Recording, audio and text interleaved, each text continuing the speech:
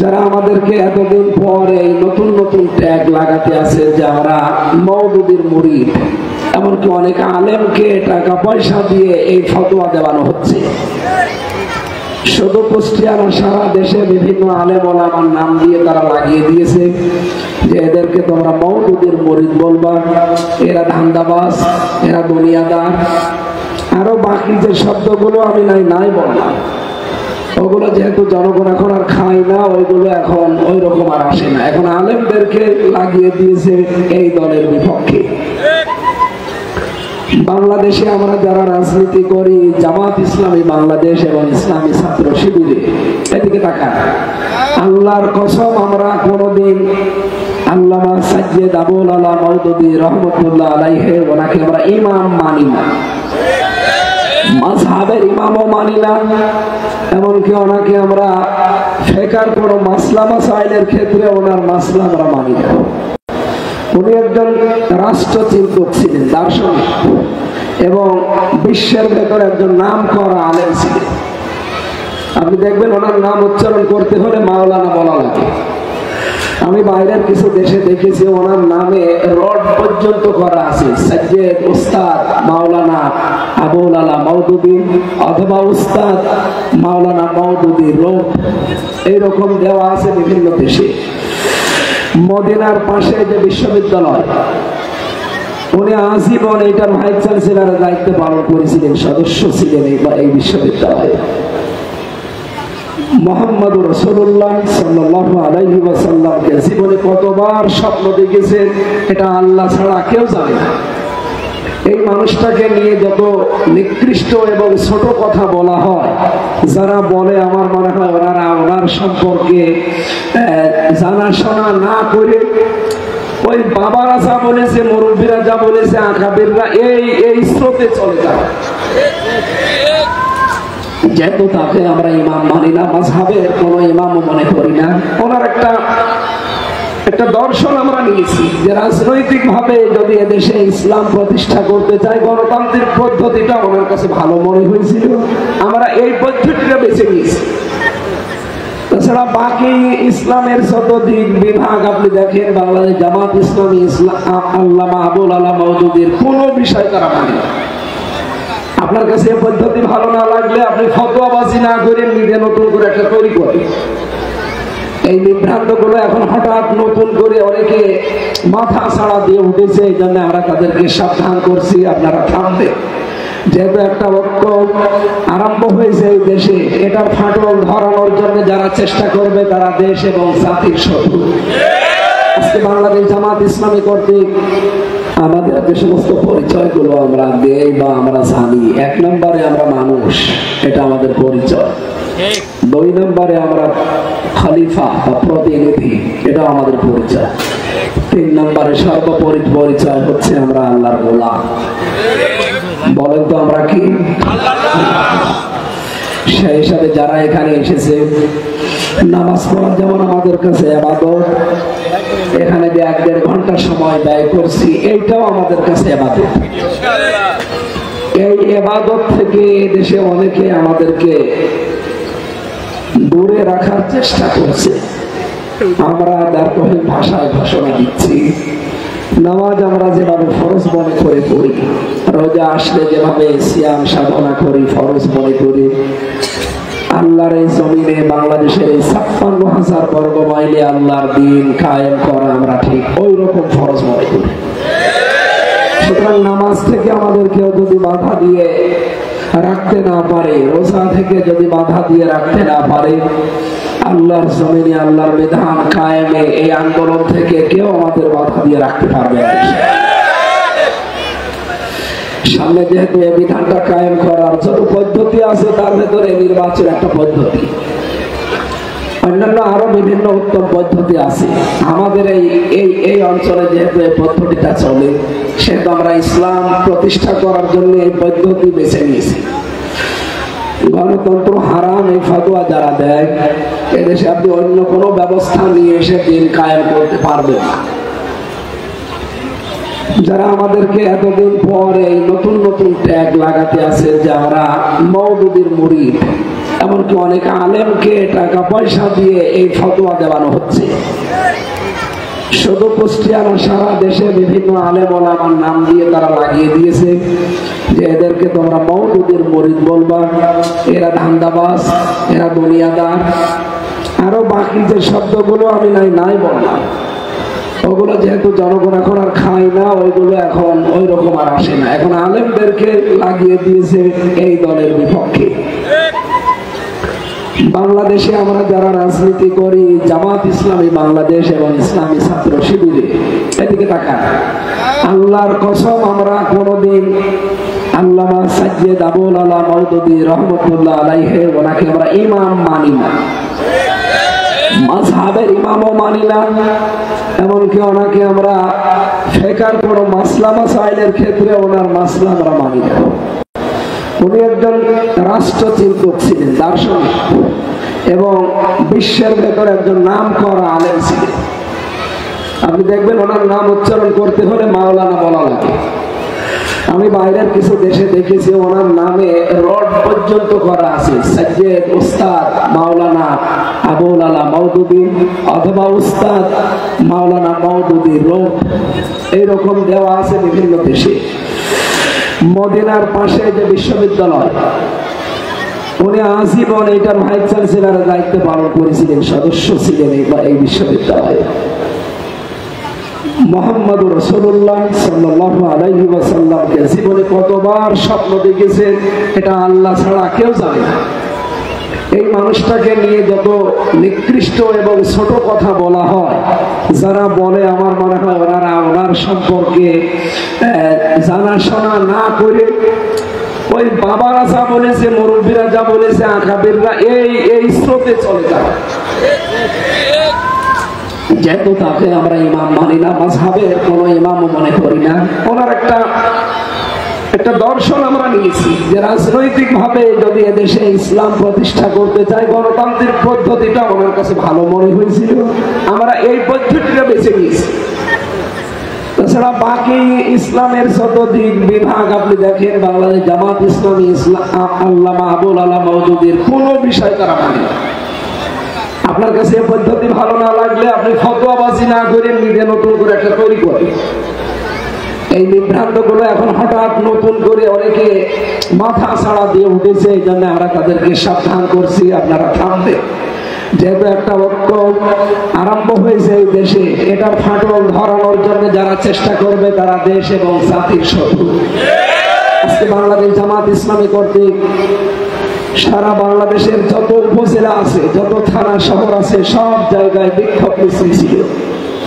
আপনারা কুষ্টিয়াতেও দেখেছেন, এটা আজকে মিডিয়া যেভাবে এসেছে, সারা বাংলাদেশে এইভাবে চলছে যে 5 দফা দাবি আদায়ের জন্য।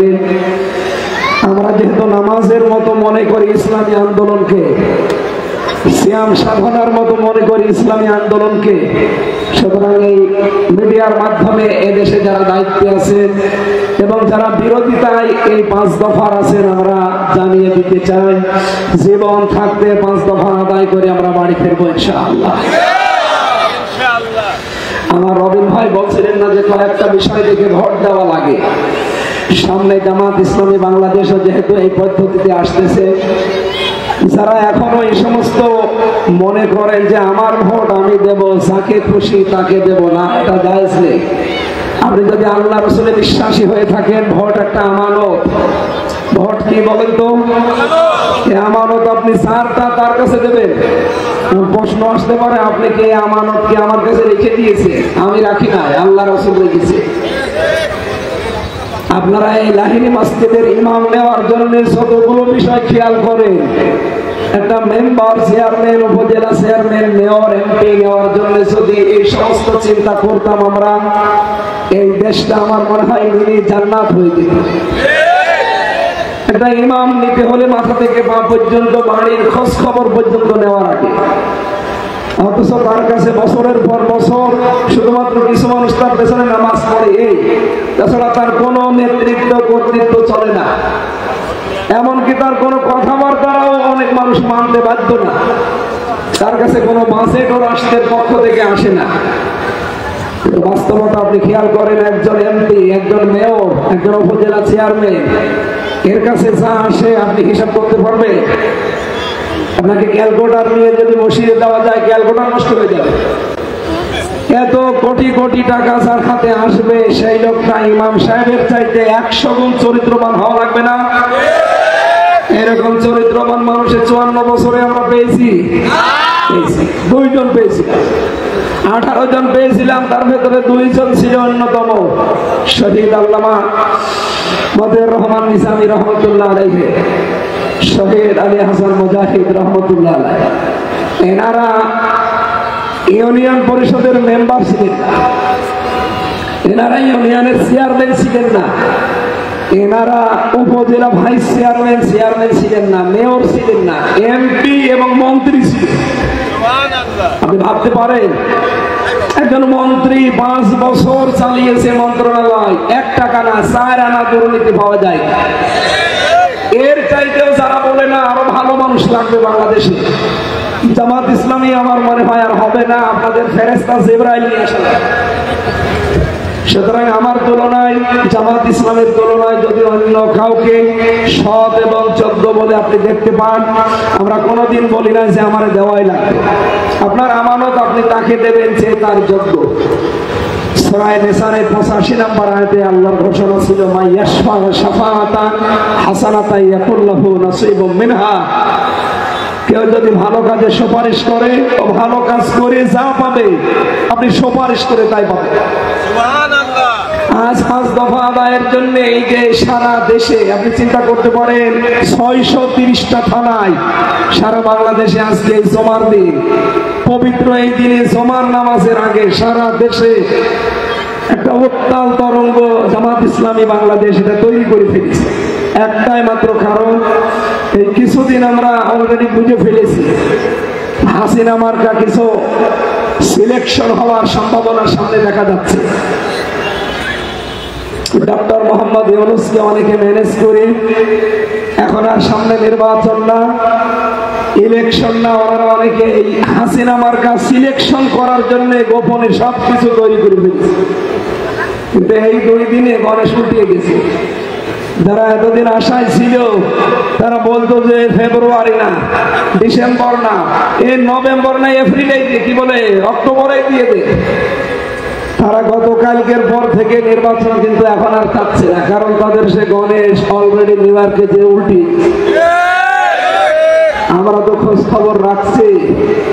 সুতরাং ওই সমস্ত চিন্তা ভাবনা বাদ দেন। চীন, আমেরিকা এবং দাদারা আমাদেরকে দেশের ক্ষমতায় বসানোর কোনো ক্ষমতা রাখে না। আমরা বিশ্বাস করি এদেশের 18 কোটি জনগণ, এদেশের মানুষকে যদি ক্ষমতায় বসাতে পারে একমাত্র আল্লাহ, এবং সে মাধ্যমটা জনগণ। ক্ষমতার উৎস কে বলেন তো? মাধ্যম কারা? জনগণ। সুতরাং এদেশের জনগণ যাকে চাবে, আল্লাহর রহমত যাদের উপরে হবে, তারা আগামীতে বসবে ইনশাআল্লাহ। আগামীতে আর এদেশে সিলেকশন হবে না। নির্বাচনে যে মানুষগুলো মনে করেন না হাসিনা মার্কা আমার, এই চিন্তা ভাবনা দাদারা একটু টাচ দিয়েছে। কোন দাদা কোন চাঁদা চামড়া দিয়ে এই দেশ আর চলবে না। এই দেশ চলবে 18 কোটি মানুষের সিদ্ধান্ত অনুযায়ী ইনশাআল্লাহ। সুতরাং ওই সমস্ত ধান্দাবাজি বাদ দেন। যারা এখনো নিয়োগ করেছিলেন যে ইউনূসকে আমরা প্রায় ঠিক করে ফেলেছি, আপনি টের পাচ্ছেন কি হয়েছে গতকাল থেকে? নিউ ইয়র্কে উনি সারা বিশ্বের মোড়ল, যারা সব মোড়লদেরকে এক জায়গায় তাদের সাথে মিটিং অলরেডি আরম্ভ করে দিয়েছে, প্রতিদিন 15-20টা করে। উনি জানাতে চাচ্ছে বিশ্বের মানুষেরা এবার আসেন বাংলাদেশে, এই দেশে আগামীতে যেন কোনো সিলেকশন না হয়, নির্ভেজাল ইলেকশন হওয়া লাগে। এই জন্য সব ধান্দা বাদ দিয়ে আসেন আমরা মাঠে ময়দানে। যেভাবে জামাত ইসলামী প্রার্থী অলরেডি ঘোষণা দিয়ে দিয়েছে, অনেকে বলে এরা নির্বাচন চাই না। নির্বাচন না চাইলে ঘোষণা দিল কেন? এদেশে 73টা দল এখনো আছে, 49টা দল নিবন্ধিত, একটা দলও কোনো প্রার্থী ঘোষণা দেয়নি। দেখেন ঘোষণা দিয়ে আমাদের জামাত ইসলামী বাংলাদেশে ফরহাদ স্যারকে বাদ দিয়ে, আমির হামজাকে, আমারে বাদ দিয়ে, রবিনকে না, আমারে বাদ দিয়ে আও কাউকে দেখ, কোনো অসুবিধা নেই। আমরা এইটার জন্য রাজনীতিতে আসি না। দিন কায়েম যার দ্বারা সহজ হবে, সহজলভ্য হবে, যার দ্বারা প্রমাণ হবে, আল্লাহ রাব্বুল আলামিন তাকেই জামাতের মাধ্যমে সামনে নিয়ে আসবে। কিন্তু অন্যান্য দলের আপনি দেখেন টিআর পদ্ধতি ফরকদার বলছিলেন না, কেন চাচ্ছে? আপনি নমিনেশন বাণিজ্য করবেন, উনি এমপি পদপ্রার্থী ছিলেন, এখানে 1 টাকা ওনার খরচ ছিল না, আমাকে বানিয়েছে, আমারও 4 আনা কোনো খরচ নেই। আপনি এদেশে ঘোষণা দিয়ে দেখেন অন্য দলের, ওরা এই নমিনেশন নিয়ে আসতে অন্তত 100 কোটি টাকা খরচ করবে।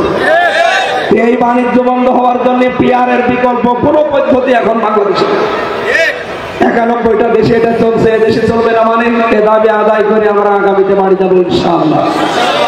এখন আমাদের অঞ্চল টিম সদস্য যিনি আছে এবং ছেলেমেয়েরা যে পথের ভেতরে নামতেছে, আমরা ওনাদের কাছে কিছু কথা শুনবো। আমার কণ্ঠের কারণে আমি আর কথা বলতে পারছি না। আসসালামু আলাইকুম। আলহামদুলিল্লাহ, সম্মানিত সুধী মণ্ডলী, এই পর্যায়ে আপনাদের সামনে বক্তব্য নিয়ে আসছেন বাংলাদেশ জামাত ইসলামী কুষ্টিয়া যশোর অঞ্চলের অঞ্চল টিম সদস্য শ্রদ্ধেয় স্যার অধ্যক্ষ AK আলী মহসিন স্যার।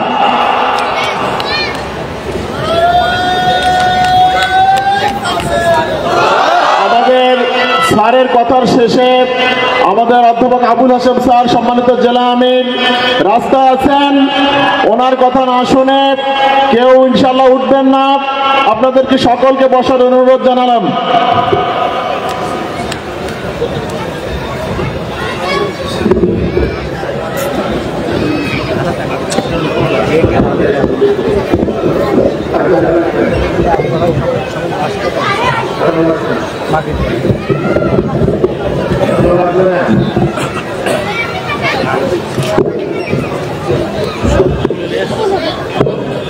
একসাথে যাই।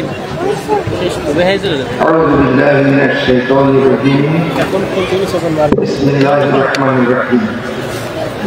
الحمد لله وكفى والسلام على عباد الله الذين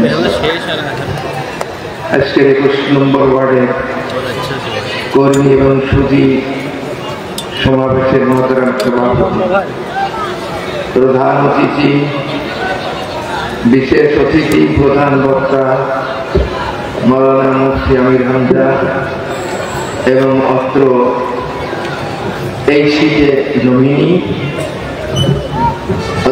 এবং জেলা এবং পৌরসভার নেতৃবৃন্দ, আমার সামনে উপবিষ্ট প্রাণপ্রিয় সুধী কর্মী সমর্থক এবং অন্য সকল ভাইরা, আসসালামু আলাইকুম ওয়া রাহমাতুল্লাহি ওয়া বারাকাতুহু। আপনারা জানেন 5ই আগস্ট আমরা একটা আওয়ামী জাহেলিয়াতের জাতাকল থেকে, যেটা 15-16 বছর আমরা এক অন্ধকারের ভেতরেই ছিলাম, তার হাত থেকে ছাত্র জনতা বৈষম্য বিরোধী আন্দোলনের মাধ্যমে একটা স্বস্তির নিঃশ্বাস ফেলেছে। এই আন্দোলনের উদ্দেশ্য ছিল বৈষম্য প্রতিহত করে কবর দিয়ে সাম্যের মানুষের সকল অধিকার, স্বাধিকার, গণতন্ত্রের সমস্ত কিছু পরিবেশন করা। আসলে কি বর্তমান পরিস্থিতিতে সেই অবস্থার দিকে আমরা যেতে পারছি? বৈষম্য থেমে নাই। পাক ভারত উপমহাদেশে যখন পাকিস্তান এবং ভারত দুইটি দেশে বিভক্ত হলো, তখন ছিল 40 কোটি ভারতীয়